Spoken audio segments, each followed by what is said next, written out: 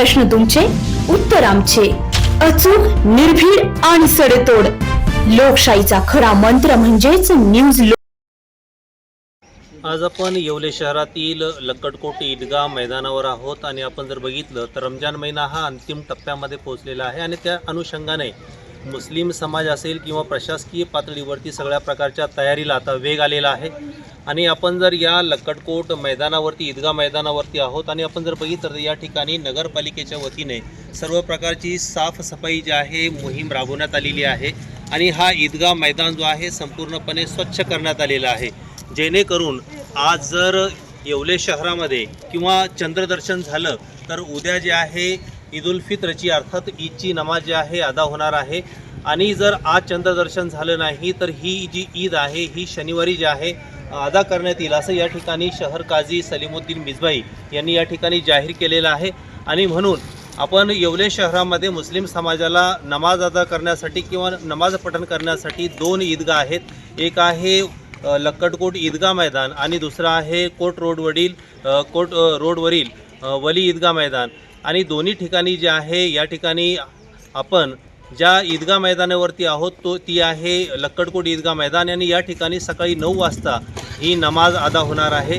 तर वलीच्या ईदगाह मैदानावरती 15 मिनिटाच्या अंतराने म्हणजे 9:15 वाजता ही नमाज जी आहे अदा होईल, असंच या ठिकाणी शहर काझी सलीमुद्दीन मिझबाई यांनी या ठिकाणी जाहीर केलेलं आहे. आणि त्याचबरोबर मुस्लिम समाजाला त्यांनी अपील केलेलं आहे का या ठिकाणी मुस्लिम समाजाने वेळेचं भान ठेवून या ठिकाणी ईदगाह मैदानावरती पोहोचावं, जेणेकरून ही नमाज जी आहे वेळेवर या ठिकाणी अदा करता येईल.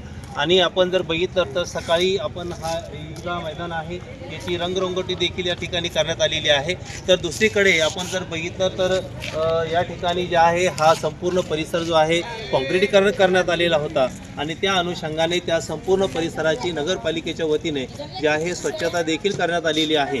आणि उद्या जे आहे आज जर संध्याकाळी चंद्रदर्शन जर झालं तर उद्या जे आहे ईदची नमाज या ठिकाणी अदा करण्यात येईल.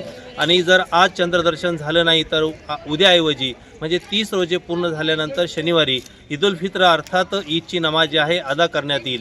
न्यूज लोकमत 18 साठी हुसेन शेखसह अय्यूब शहा, येवला.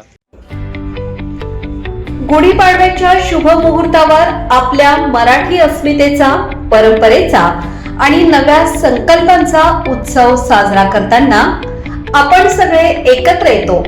आज तो क्षण आहे जेव्हा आपली एकजूट, आपली ताकद आणि आपली ओळख जगासमोर ठामपणे उभी राहते.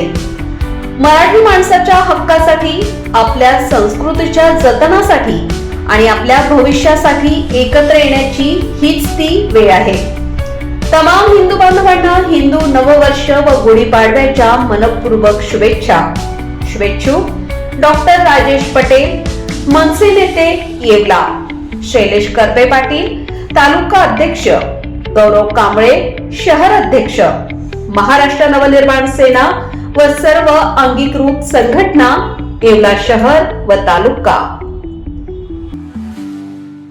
जमलेल्या सर्व तमाम मराठी बांधवांनो, भगिनींनो आणि मातांनो,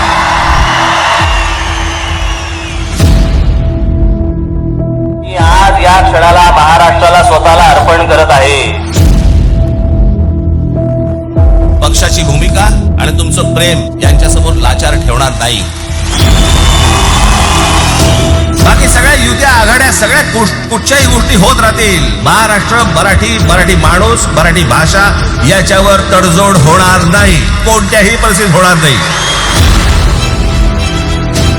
माझ्या मराठीला जर नख लावायचा प्रयत्न केला तर मी मराठी म्हणून अंगावर जाईल. हे जे सगळं मी आजपर्यंत जे काही तुमचं प्रेम मला जे मिळालेलं आहे, ती जी ऊर्जा मला जी मिळते ना, ती तुमच्याकडनं सगळ्यांकडनं हे तुम्ही येता तेव्हा मिळते.